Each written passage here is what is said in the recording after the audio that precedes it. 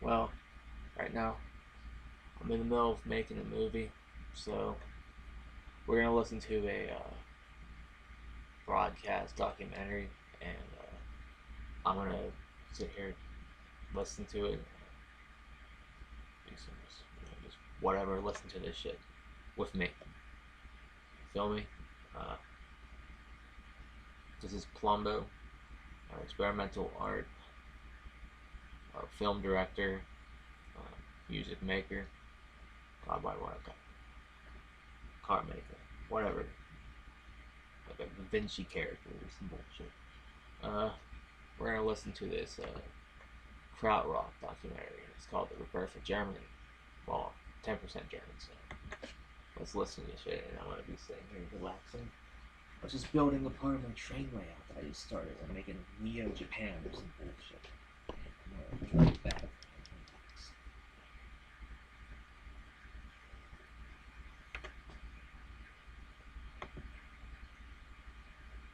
I'm gonna test this one more time. It's crazy. Yep, that's your boy. Germany, 1945, year zero. Year zero. Everything from cities to culture lies in ruin. It was time to rebuild. This is the story of a generation of musicians born Trust me, into this is good. post-war rock who would forge a new musical identity, German.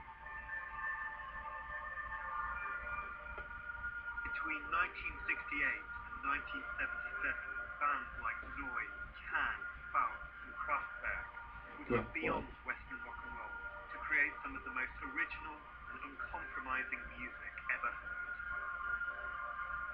They shared one common goal, a forward-looking desire to transcend Germany's past. But that didn't stop the music press in war-obsessed Britain from labeling them Krautrock. Of course, because Brits are a bunch of fucks. Ladies and gentlemen, we're Americans.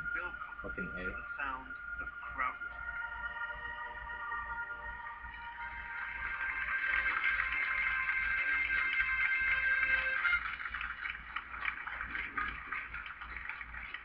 In the late 60s, this was what German pop music looked like.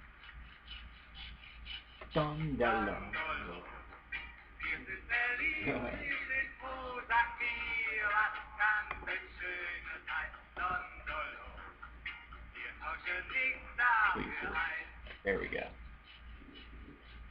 It was known as Schlager, inoffensive, lightweight pop, a world away from what was happening on the streets of West Germany.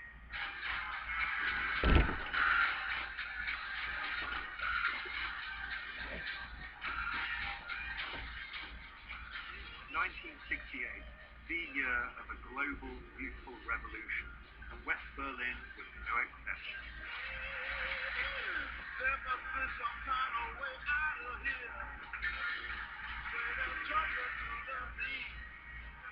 Like their brothers in the US and the UK, these kids were sick of the man. But in Germany, the establishment had more to answer for. Following the German surrender in 1945, the country had been divvied up by the victors. In West Germany, a program of foreign aid had kick-started the Wirtschaftswunder, an economic miracle that saw the country prosper in the 50s and 60s. But the people running this shiny new Germany were the very same people who had been in power during the war.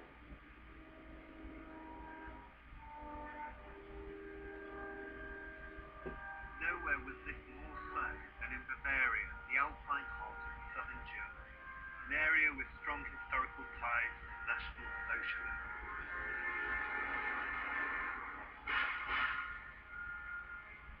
Shit.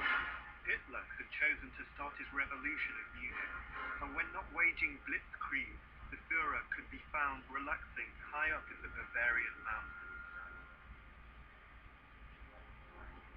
For Amandul, a group of commune-dwelling musicians from Munich, part the guilty presence in 1968. Honor to them. That's what it's going to be. After the war, You couldn't just erase all people or get rid of all people, especially judges, teachers. If they were Nazis, they had to take them because you can't just kick them out and have no teachers at all. It was all still there, but it wasn't as loud anymore. Nobody dared to say Hitler or something like that. The word Jew wasn't there in German language. Our parents didn't really talk about Hitler, you see, and about Jews and what all about. They were just into silence. Nobody really talk about it, you know. I asked my father, he would never say it. I was a Nazi. If you go to Dachau, which is 30 kilometers away from here, talk to the people there, they didn't know anything about it, you know.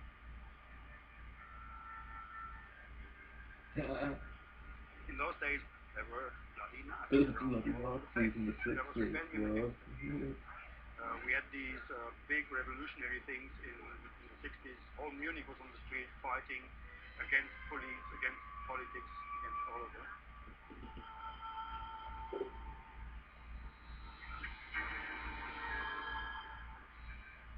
We didn't have guns or the tools to chase them away, but we could make music and we could draw audience, we could draw people with the same understanding, with the same desires.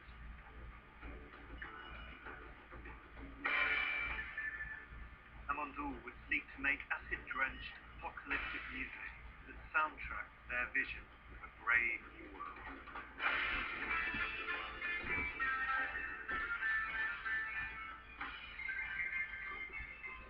And of course we didn't want to make English music or American music, and we didn't want to make German Schlager music, so we had to come up with something new. The only thing we could hold on is classical music. This song is going to be a part of that. And everything else This was next song, Solid Day, is going to be part of that. England or short America. We wanted to be international. In my short film. And we tried very hard series. not to be Anglophonic and not to be German. So, space, full solution.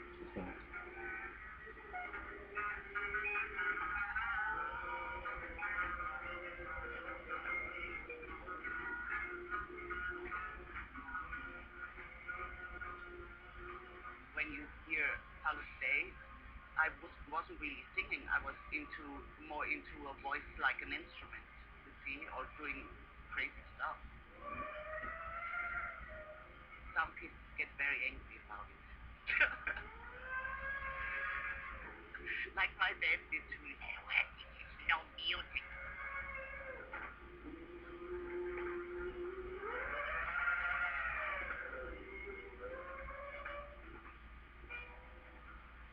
Amandoul's colleague was the locum of radical left-wing politics and music in Munich. Among those who followed Amandoul were the founders of the Bader Meinhof gang, Andreas Bader, Gudrun Ensslin, and Ulrike Meinhof. They thought Amandoul weren't going far enough.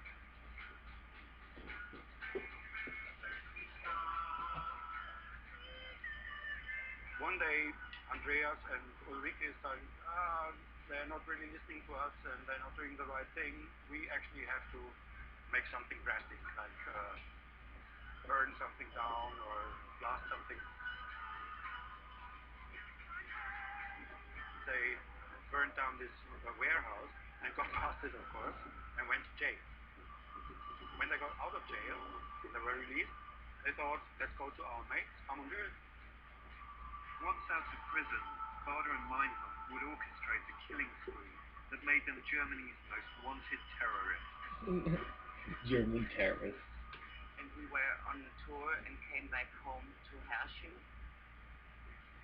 I went into my room and there was Ensslin and Bader laying. And upstairs was Meinhof in Chris's room. And I said, what the fuck are you doing here? Go out immediately. Immediately. It was heavy. I didn't like it at all. It wasn't just the worlds of radical politics and music that collided in the late 60s. One of the cameramen capturing this experimental Amandoul performance certain Wim Wenders. Wenders was part of a radical generation of directors reinventing German cinema. And I The am most political of these from the directors was Rainer reinventing Werner Fassbinder, seen here making a cameo American cinema, in Nicholas Hauser's 21st century cinema, film that also from the featured Amadou. beginning of the movement, But the most Renaissance famous time, young like Da director Vinci to Man and emerge like Da was from Vinci. Munich. Shit. Werner Herzog would make films exploring the extremes of the human condition. The soundtracks to his films were written by Popol Vuh, a Munich-based band with close ties to Amadou. They were led by the late, talismanic Florian Fricker.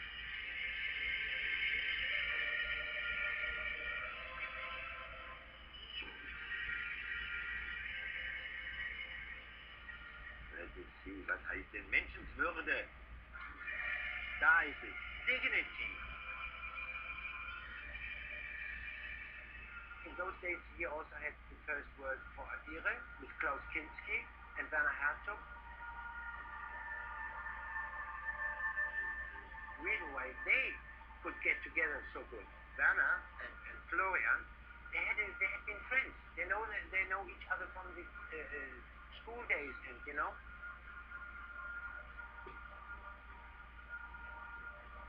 Ich bin der Sohn Gottes. German. You're the Sohn Gottes. I give you the fact why it sounds so tremendous. That's a god. German The fucking. choral, that's what sounds like the voices, you know. Oh shit. This is a machine that came from Vienna. It was just by accident they found it, you know. It was really helpful.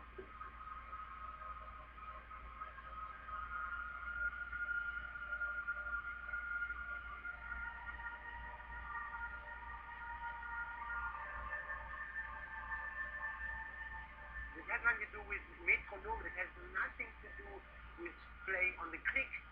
We just, our heart, our emotion was the timing, you know. Beautiful. Beautiful. German fuckers. Of course, the real German music, it was the electronic. The electronic. The electronic.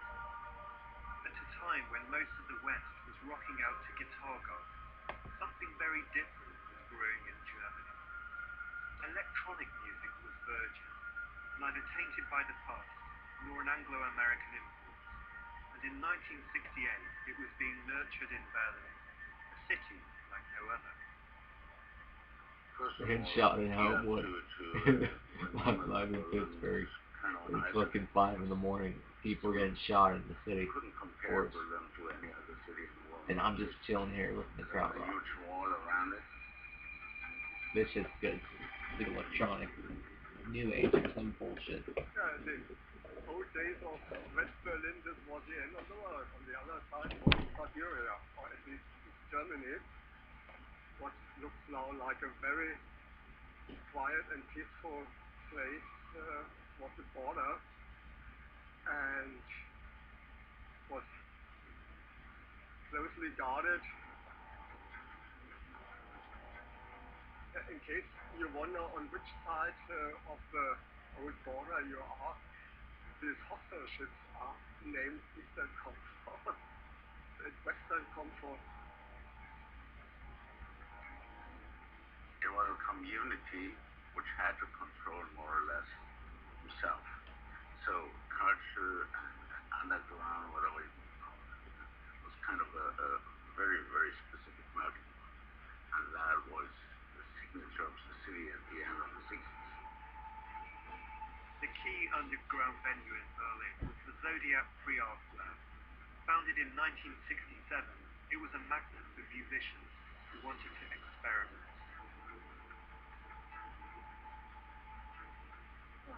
Haven't been here in a long time.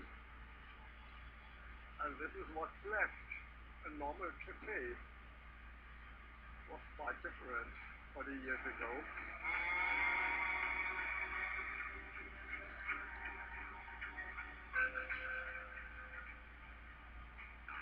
In the evening they opened the door and we rehearsed on a certain way, but it was also a concert because the audience was there. And this was kind of a center of This all music, Zodiac, kept. The owner, they said more or less that do what you like here, you know, you can leave even your instruments. We lock the door in the night, you know, and we are playing there every day.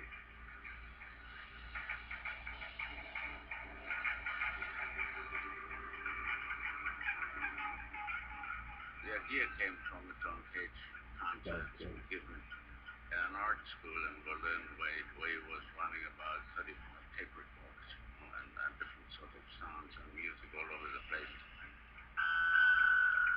We thought, what a nice idea to have in Berlin a place where you can see that day by day, 24 hours. It was like the ICA. In New York, it was a factory. It's the same kind of spirit. The Zodiac was co-founded by experimental artist Hans-Joachim Redelius.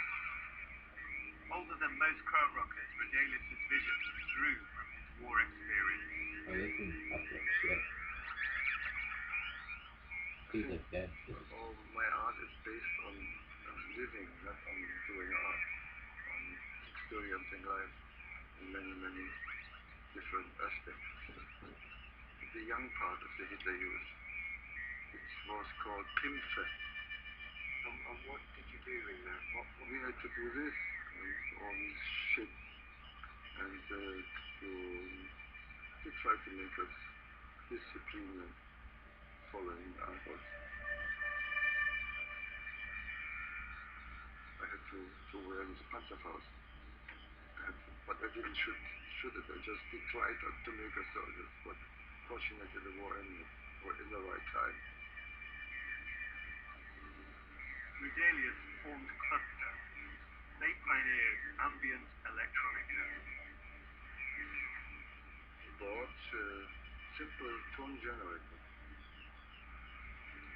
and a keyboard. And I have a cello as well, just to fiddle around with the sound. I was not able to play the cello at all. Of course, nothing is more or less the guy who makes little melodies, and I'm the guy who makes more the rhythms and sound things.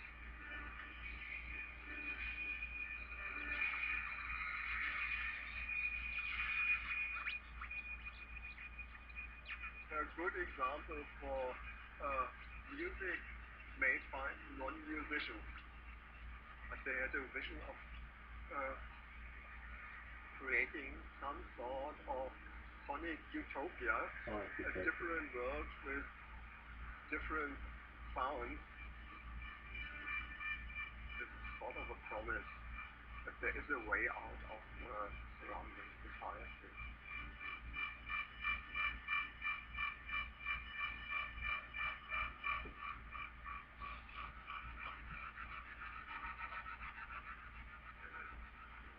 Majority of Germans, they listen to classic, of course, and Schlager. Das Ding jetzt die Augen ab, reinfallen. Dieses Mädchen aus unserer Straße hat es noch immer lieb. Und es gibt einen Grund dafür, dass es so lang reicht. Yeah, Schlager is stupid text, stupid melody, and everybody loves it. In a way, American hits also are Schlager. With Presley, he was a Schlager singer in a way. Well, on the surface, Schlager isn't political at all, but that's what makes it political. During the war, the propaganda ministerium, so the Goebbels, who was a very modern fascist, he invested lots of money into creating a music industry to his life. The amount of Schlager broadcasted in the radio program increased dramatically. There were not too many ways for a German, let's say, rock musician form music, to develop music, even to think about the theoretical development of music, because there was no heritage in the country.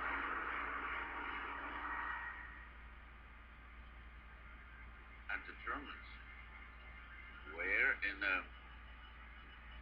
very bad situation. Forget that.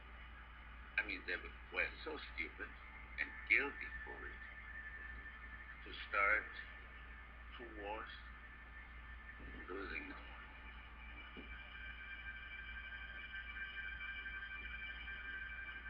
As horrific as it was, it had one, forgive me to say that, one positive point.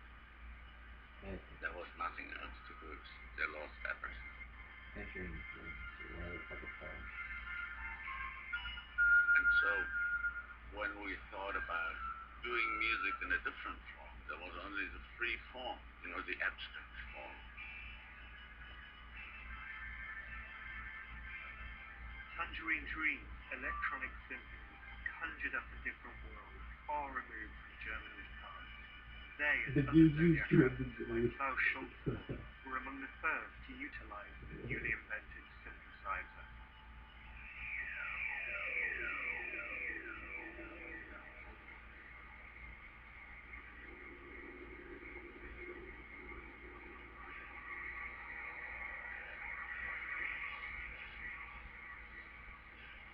When I started to do my electronic music, the first question of all journalists were, what is a synthesizer?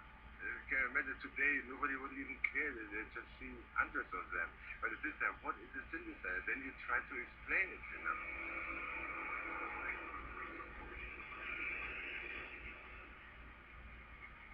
And it was so brand new that we thought, oh, that's great. Let's try something with it.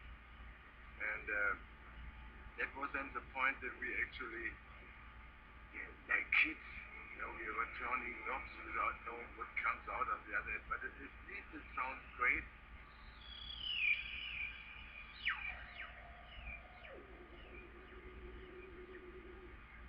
And as far as they are all connected to each other, every knob you move, something is happening.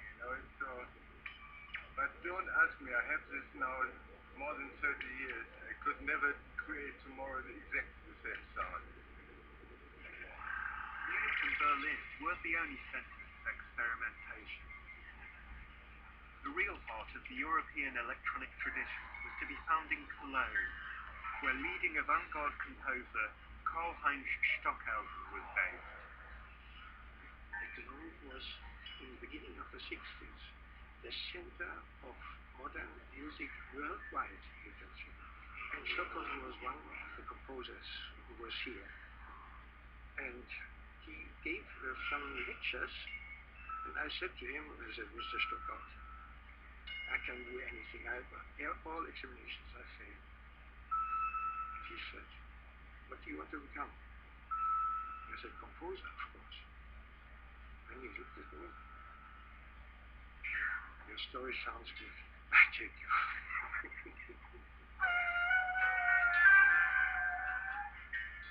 I heard from an undertaker that in the basement he was doing a side business with the thrown out studio equipment from the radio station. And so I went into his shop. The coffins were there. Come with me to my counterforms, he said. And I found sine wave generators that Stockhausen had used for the first time. And these filters, I remember so well how I was working with them. Stockhausen had married a rich woman, and I thought I'd do exactly the same. And was succeeding, actually. I was going to Switzerland to become teacher, whatever it was, doesn't matter. And suddenly I was engaged, but instead of taking too much care for the rich girls, there was a guitar player. He wanted to have some lessons from me, and I could see how talented he was. So he finished the school,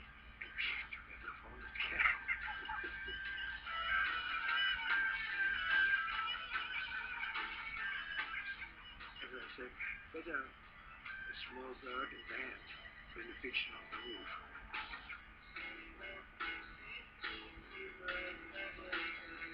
Five brilliant individuals can combine the influences of the European avant-garde, jazz and minimalism.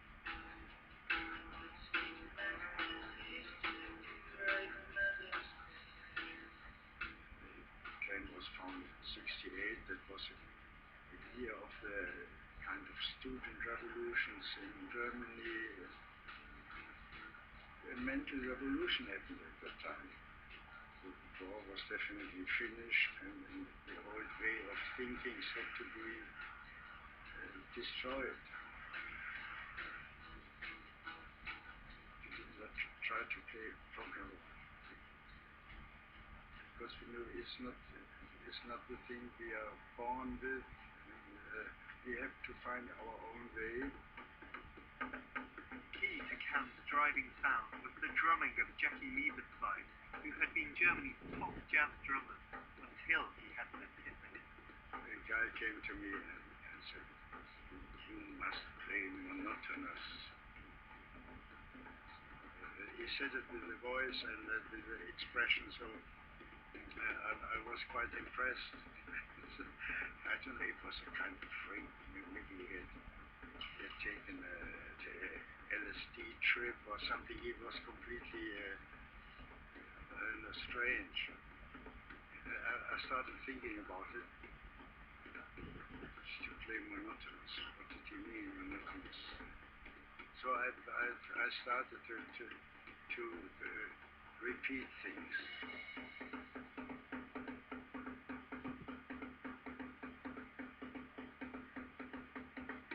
We played live in Munich at a concert there, which was a sold-out concert. And I was staying in the afternoon with Jackie Liebenstein, the drummer, in a cafe. And suddenly I saw someone coming up the street, in the middle of the street, and were praying to God and getting down to the street, behaving very strange. And I said to Jackie, we have our new singer. Donald Duke. And Nomad in the 21st century, traveler, hippie but not really hippie, metaphysical transporter, human being. I went to Damo and said, "What are you doing tonight?" He said, "Oh, nothing, I don't have anything to do. Do you want to come sing at a concert? Sold out." "Yes, and when, where do we make a rehearsal?" "No rehearsal. No. Go on stage and then you sing. Don't worry." Damo was first like a samurai, but very peaceful. Suddenly, out of nothing, he broke out in an eruption like a volcano. And the people got so aggressive.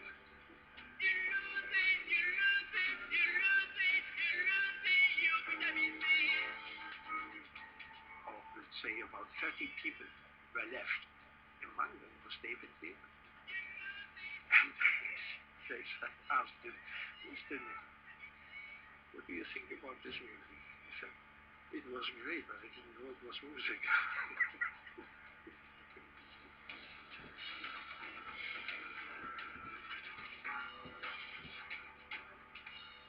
Actually, I don't have so much memory because that time I was quite stoned. And that's it.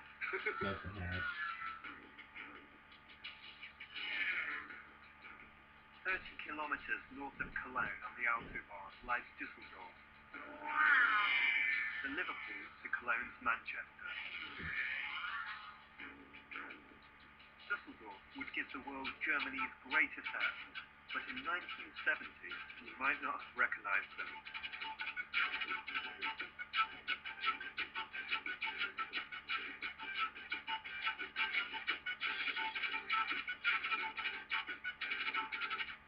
This is Kraftwerk's first televised performance. It features Florian Schneider Schneider and Ralph Sitter, two classical music students who formed the creative nucleus of the band.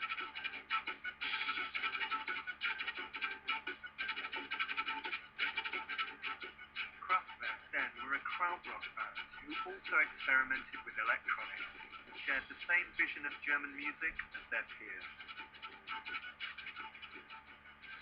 Ja, für uns war das mehr ein Problem, überhaupt Musik machen zu können in der Bundesrepublik oder so nach dem Krieg, wo die lebendige Musik, Alltagsmusik verschwunden war, die war ausgelöscht.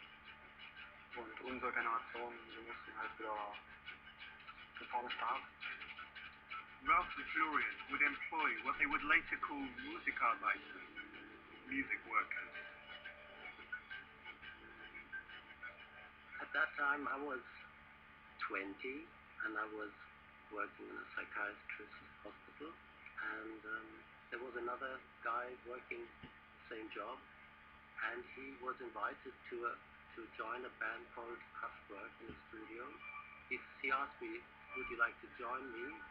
And I didn't know the band, and I didn't have anything better going on, so I said, okay, I'll join you. When I jammed with Ralph Sitter, it was so apparent that we both had the same idea for melody and harmony, which was definitely not American, not blues. It was a European music. There's a German expression called Stunde Null, hour zero, and that was more or less my situation, so I was really fortunate to meet those guys at that time. Rutter and Kraftwerk drummer Klaus Singer would leave Ralph and Florian to form their own project in 1971 called Noise. Well, the basic idea of this fast forward movement, that was already with us when we performed at Kraftwerk, but when Klaus and I started recording the first Neu album, we just had this basic vision. I always lived near water. I lived near water in Hamburg, where I was born, in Munich, right next to the river, Isar, in Winslow, on the Bolin, River Bolin, and in Pakistan at the seaside, and Düsseldorf at the Rhine. And I feel very comfortable.